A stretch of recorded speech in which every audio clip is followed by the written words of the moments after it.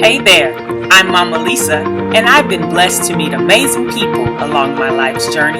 People with diverse careers, interests, and a passion for improving the world through acts of service and kindness. I'm an educator, a mother, wife, and friend to all. Early exposure to careers and training can change the world and end poverty as we know it. So what are you waiting for? Let's sit down, chat, and learn about careers together as we work to change the world. I'm MamaLisa. I know cool people, and I'm bringing them to you. And welcome to Career Talks with MamaLisa. Enjoy. All right, everybody, I would like to welcome you all to this episode of MamaLisa.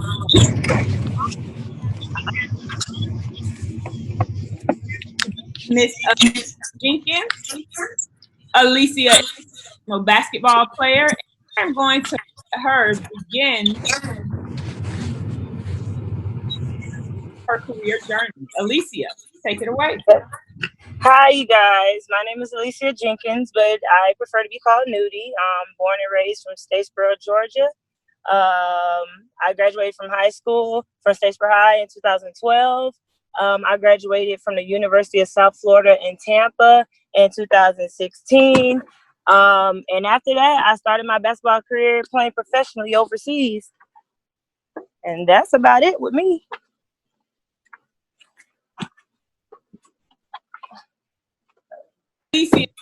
Now, we are going to have to go a little bit deeper.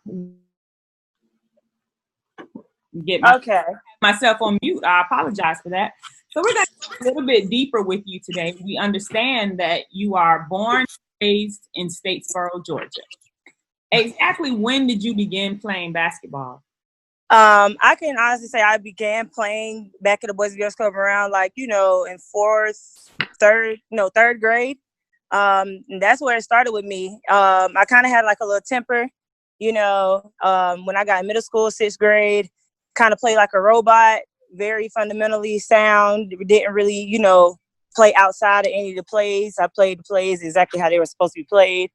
Kind of had a little anger problem. I actually got kicked off in 6th grade, which drove me to, work on my craft. So I started playing against a lot of boys. And I ended up coming back 7th grade and 8th grade, and I ended up getting MVP. And then, it just started on from there with my basketball career. And I just kept elevating my game each year that I played.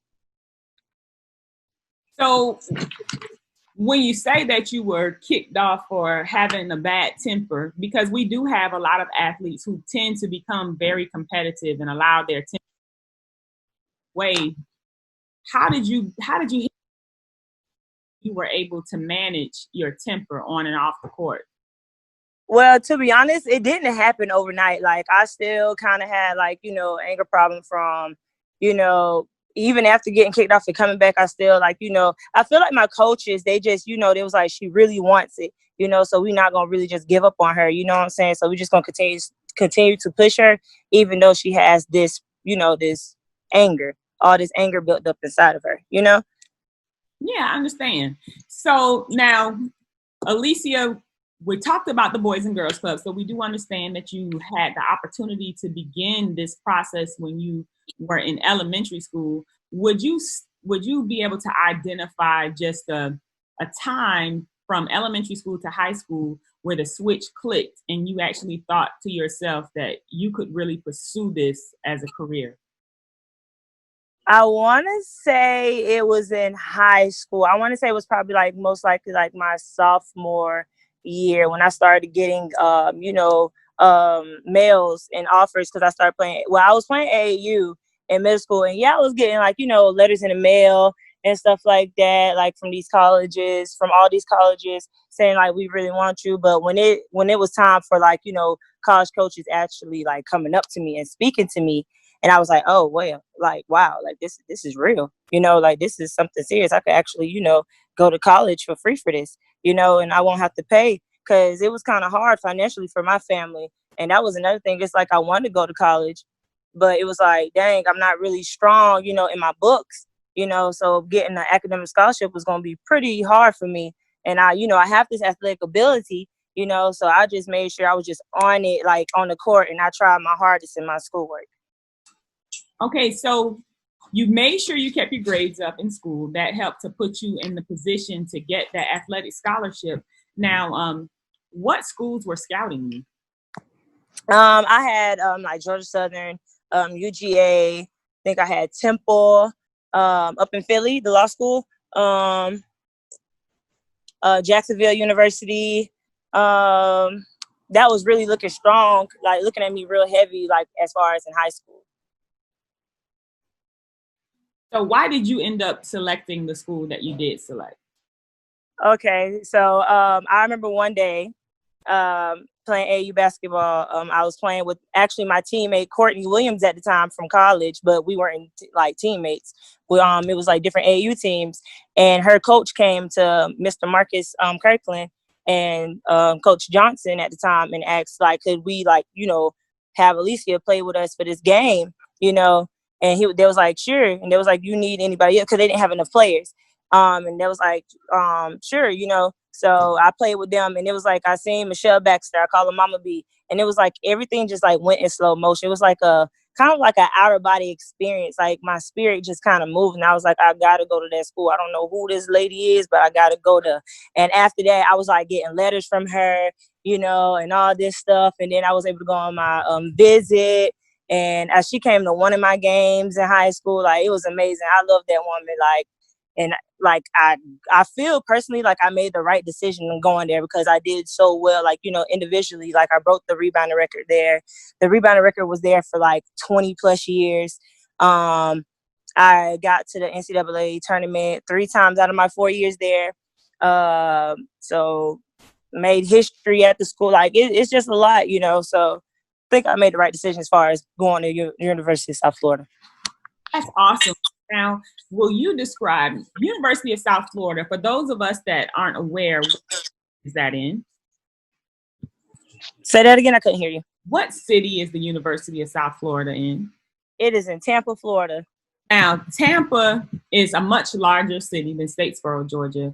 Can you describe the transition from Statesboro, Georgia to Tampa and even university living? Well, with me, because the only time I actually left Statesboro was for basketball, like AAU. And the only place I went was basically Atlanta. So going to like Tampa, it was like a big like change for me, and actually having to live there. Like it was kind of like, it was too fast paced for me. But I end up, slowly like, able to like get myself into like, the living as far as, transportation wise and city transportation, like having to learn all that by myself because in Statesboro ain't no buses. There is no buses here. Like my cousin see me walking, my cousin could pick me up because everybody can here in Statesboro. So, but what I was gonna say, but it was kind of hard at first, but it was end up being easier. So what kind of challenges would you say that you experienced on your campus? Are you talking about like just far as like in school or like on the court? Just student life. Did you face any significant challenges that you think that particular story would be able to help some of our viewers today? I feel like as far as like being in school, like as far as like the big classrooms, that was kind of a big thing for me. Like I like smaller classrooms.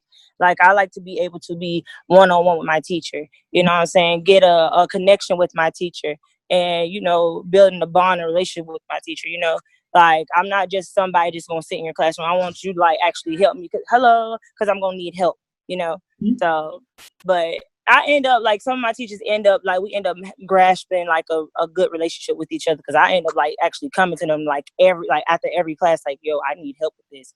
Like, can you please explain this? And like we would sit like 30 minutes. It was sometimes I was like late for practice, but my coaches knew like I don't want to be on academic probation. Like I really want to like do my best and just not just on the court but in my books as well. So, Nudie, when you said you don't want to be on academic probation, what would cause a college athlete to end up on academic probation? To be honest with you, what would cause an athlete to be on academic probation is when an athlete does not do their work. Like they don't do nothing. Like you legit have to absolutely do nothing like and like turning in schoolwork and you just failing, like, failing tests and stuff, just not caring about your schoolwork.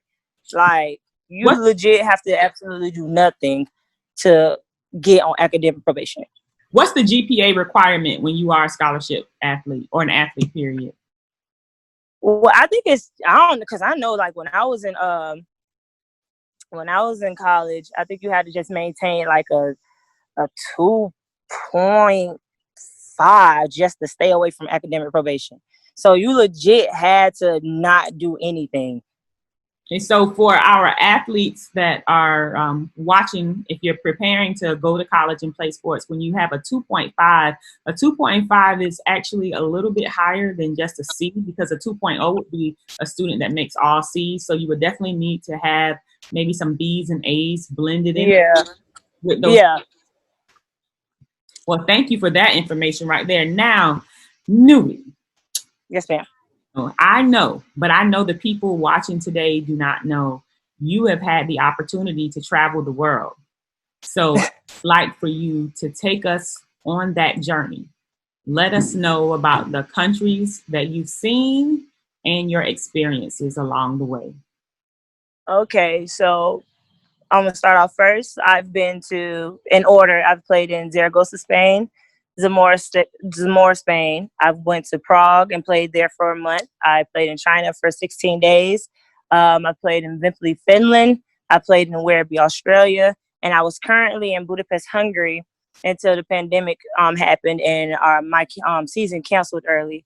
I can honestly say when I first started, I was really like, it was like a language barrier, having to try to get like on the same page with your coach, as far as like your playing skill and stuff like that. Like, I can honestly say that the first coach I had, he kept me like in a box.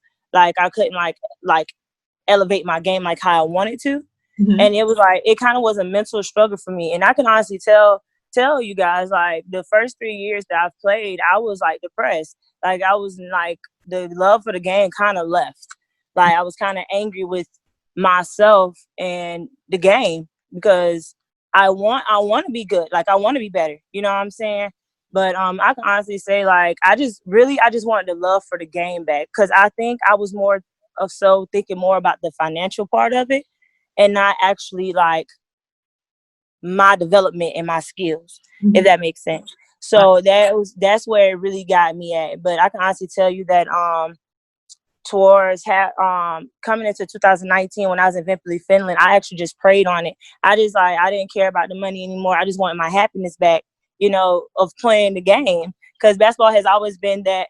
Going to the gym has always been my sanctuary. And then it was to that point, like within those 3 years, I get to the gym and I was angry. Like, I didn't want to be here, But I can honestly say I prayed on it. I went to Australia. I was leading scorer. I ended up getting injured. I had a grade 2 MCL tear like a month before grand finals. And then I ended up dropping in the rankings and scoring. But I was still happy though. Like, I wasn't depressed. Like, even though I was injured for that month, I was still happy. And then I came back and I won my first championship in Australia. Awesome. So and then that was the place that I got paid the less. Like, out of all the places I played, that was the place I got paid the less money. So I was just like, well, it's true. It doesn't really matter. You know what I'm saying? Like, if you're not happy, then your game, like with me, if I'm not happy, my game's gonna be trash. But that actually, all that positivity, that happiness overflowed into when I went to go play in Budapest, Hungary, and I led the league in both scoring and rebounding. I was second in steals. And I'm just really, throughout this pandemic, I've been training with Coach D, Anthony, and elevating my game every single day. Like, every single day is like I'm out of my comfort zone. Like, and that's how I like it. Like, if you're not out of your comfort zone, you're not elevating your game. You know what I'm saying? And I really cannot wait until everything is just like over with, so I can step back on the court and just see how much my game has, evolved and improved. Okay, so I have a little goofy question for you. Yes, ma'am. Outside of you, before you became an international basketball player, the only view I ever had of international basketball was Love and Basketball. Remember when the main character was playing overseas and she would just sit in her apartment and watch old American TV shows with English subtitles beneath them? Yeah. Is it really like that? Some places there are like, they don't have like, their the shows that come on, they're not in English. Like sometimes they're be in their language. But now with technology and we have iPads and all that stuff, I don't have to get caught with that. So I'm an anime junkie. I like Dragon Ball Z. I like One Piece. I like Bleach. I like all anime. So I'm always watching anime cartoons like on my iPad. So now how do you manage the language gap? Are you doing a good job of picking up enough to get by in every country? You want me to tell you the honest truth? There are like this generation of Europeans are actually pretty good with speaking English. Mm-hmm. They're actually pretty good with speaking English, and it's somewhere like, if I start speaking in my lingo and saying some off the wall stuff, they'll be like, "What is that?" And then I'll be like, "Oh, well, it's this, it's that," So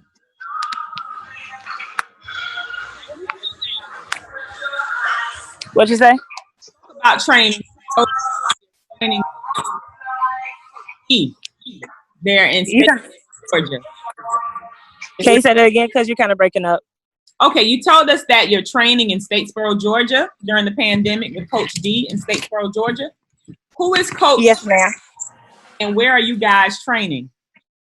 So Coach D is someone that I grew up with. Basically, he's 4 years older than me. But we train at a building called Level Up. And it's like right across the street from Mill Creek Park. Mm-hmm. So do you feel like his level of training is providing you what you need at that professional level? Oh yeah, like I'm doing stuff like, because with me, as far as my game, like it's some stuff that I should have been knew how to do, but because I've always played out of position, I've played the 4 and the 5. I've never played like the 3. So I'm doing like guard work every day. Okay. Like coming off screen, shooting the 3. So it's like everything that he's doing, it's great. It's absolutely phenomenal. Like actually like watching, like I go, like when I have my downtime, I actually watch the videos and stuff from the training sessions. And I'm like, oh, wow, like that actually looked pretty nice. And I have never done that a day in my life. Mm-hmm. So while we're on training, Nudie, when I'm sure you guys have seen the flyers leading up to this event. And if you haven't, we'll have some more flyers and we'll probably post some video of Nudie on our page. But Nudie, your body is phenomenal. For young ladies who are training to actually play on your level, what do you do? Can you describe your regimen?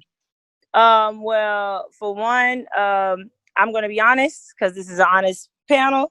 I don't really eat too healthy.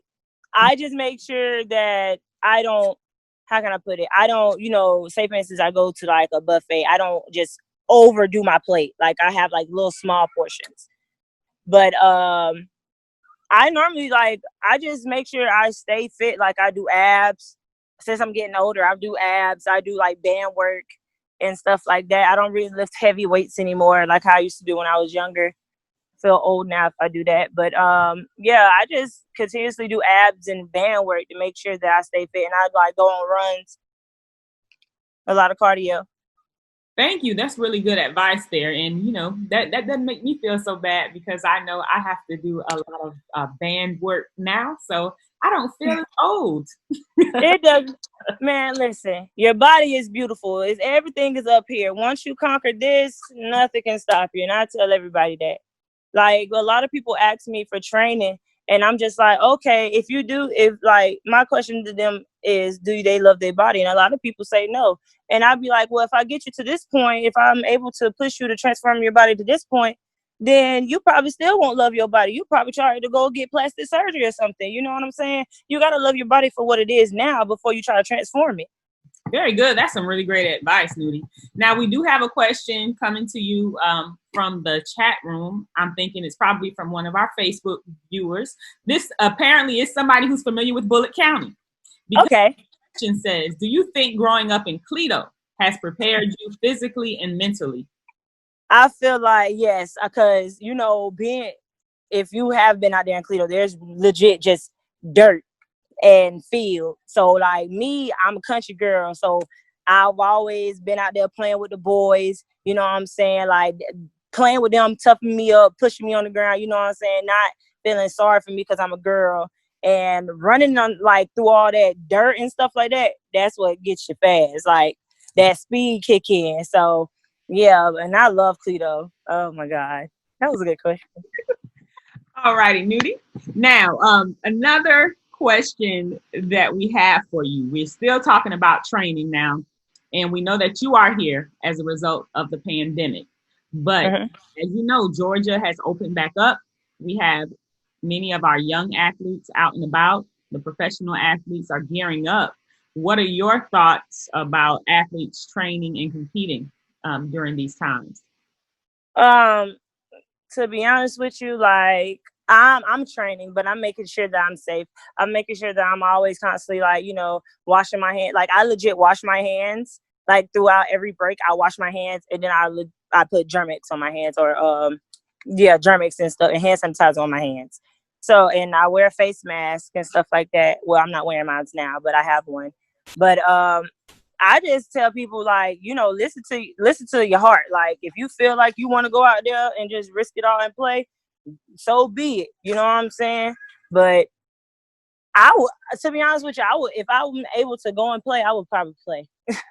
I'm sorry, because I know, because in my thoughts, my immune system is very strong, but I still don't want to get nobody sick if I could be a carrier. You know what I'm saying? So with me, I just go to work, I go to training, and I train one young lady at night at Mill Creek, and I come home, and that's it. So.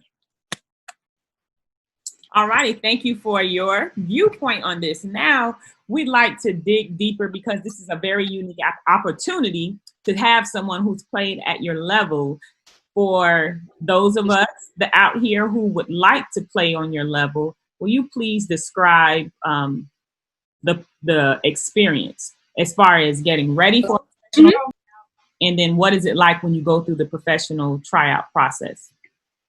I can honestly tell you, like, with playing with overseas basketball, like I have an agent. So he is the one that goes and he finds these teams for me that are going to pay me. You know what I'm saying? Make sure that I'm going to be like okay and safe and stuff like that. So once he gets a contract ready, I legit read through the contract and if I like it and I like to pay, I'm like, okay, yeah. And we sign it off and he sends it. So and that's sometimes like, like 3-4 months in advance.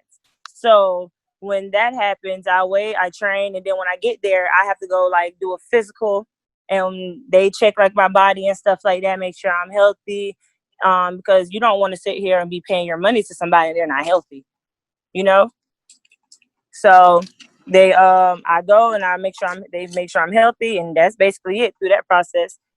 It's not too bad. So do they anything physical, or do they just primarily look at your film prior to you arriving? My agent has film and stuff like that. Like I make highlight tapes from previous seasons that I've had. And he like sent it to him, or like since I've done so, like me individually, I've done so well in Hungary that my name is being like legit passed around throughout the European Union to like different countries. So what was the process in you acquiring an agent? Did your agent seek you out or did you seek out an agent initially? My agent seeked me out. My agent and my head coach from college are like good friends and stuff like that. So they basically collabed and my head coach from Jose Fernandez, was like, hey, he's a pretty good dude. And I was like, okay, I trust him. And it went on from there. So if athletes who need to secure an agent, they're at that point in their career, where would they go if they didn't necessarily have a connection the way you have? I personally feel that it's kind of hard for me to actually answer this question because I didn't have to go through that route. Okay. But I will answer as honestly as I can. I will actually go and like, say for instance, I'm in college, I will actually just go and I will look up like on like Instagram, and I would look up like pro players that like, you know, they are playing overseas and stuff like that, and I would like legit inbox them on Instagram, because it has been done before. I've actually had young ladies hit me up and like, oh, I need help finding an agent, and I'll be like, well, here's my agent's agency, or you can go ask this girl, I think her agency is pretty dope, you know, she could probably help you with that agency. Like, it's all about businesses and all about connecting.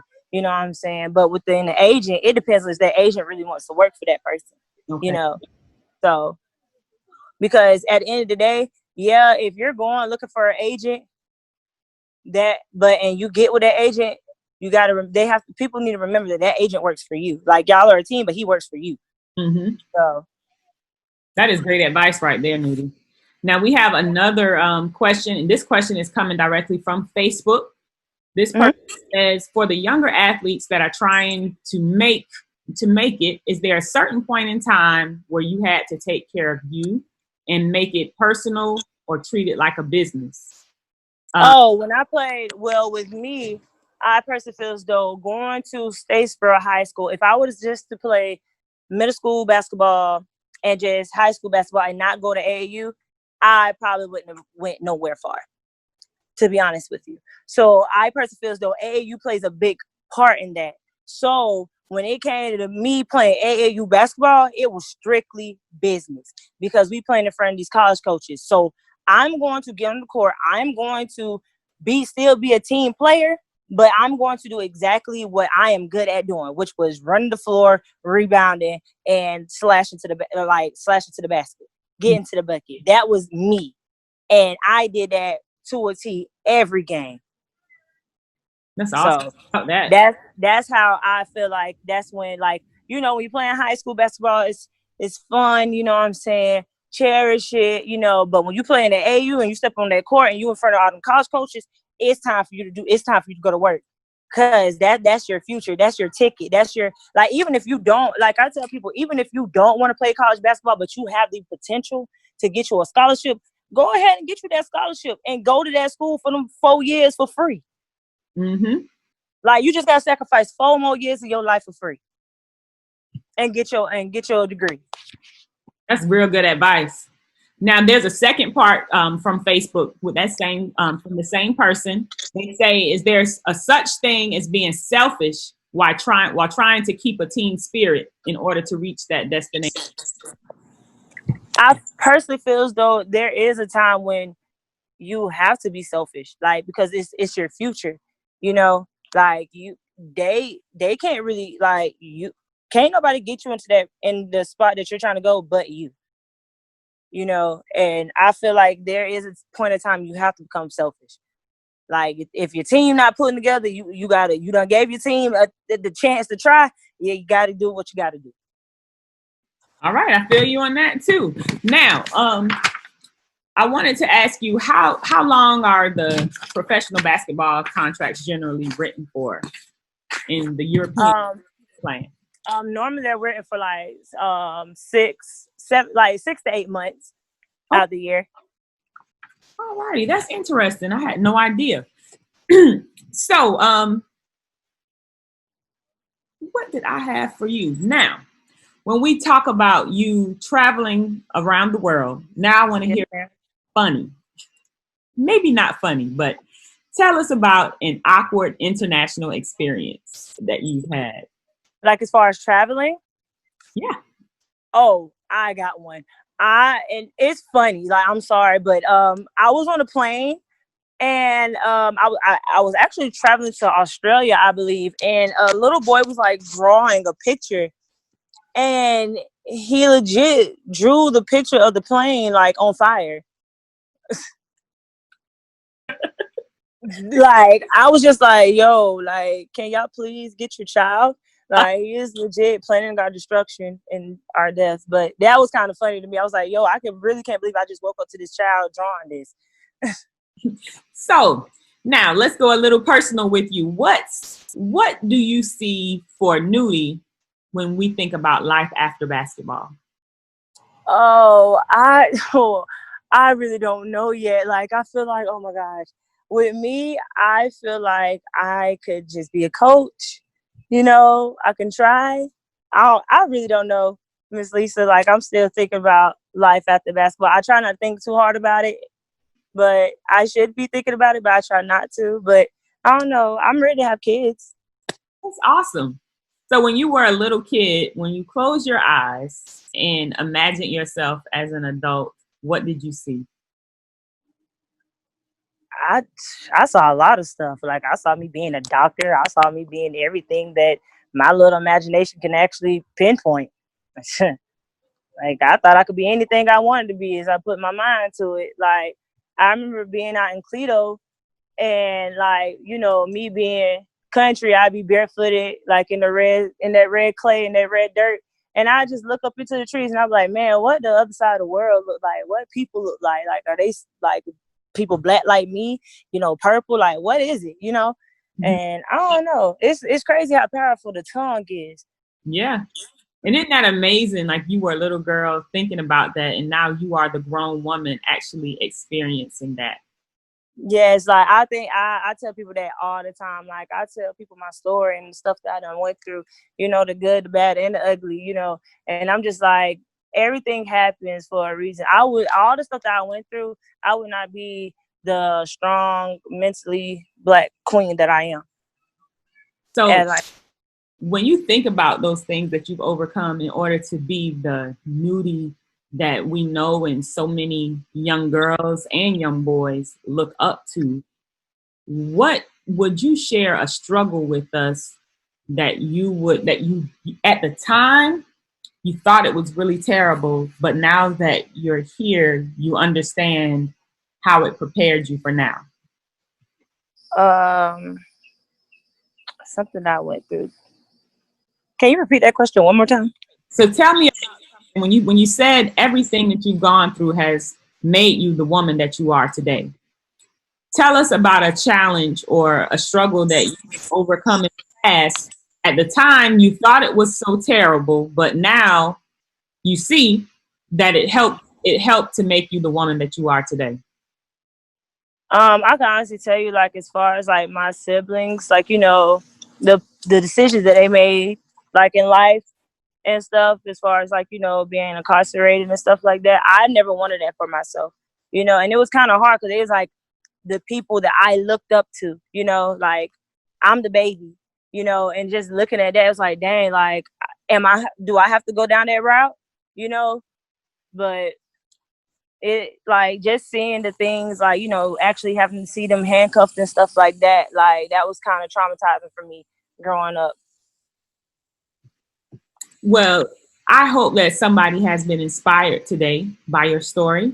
And wrap up every show, I always like to leave some thoughts from our guests. And these are some of the things that Nudie has said today, and that's Miss Alisia Jenkins. For those of you who are wanting to Google her, she said to ask for help. Remember, when she went to the big college, she asked for help. She said to find your happiness.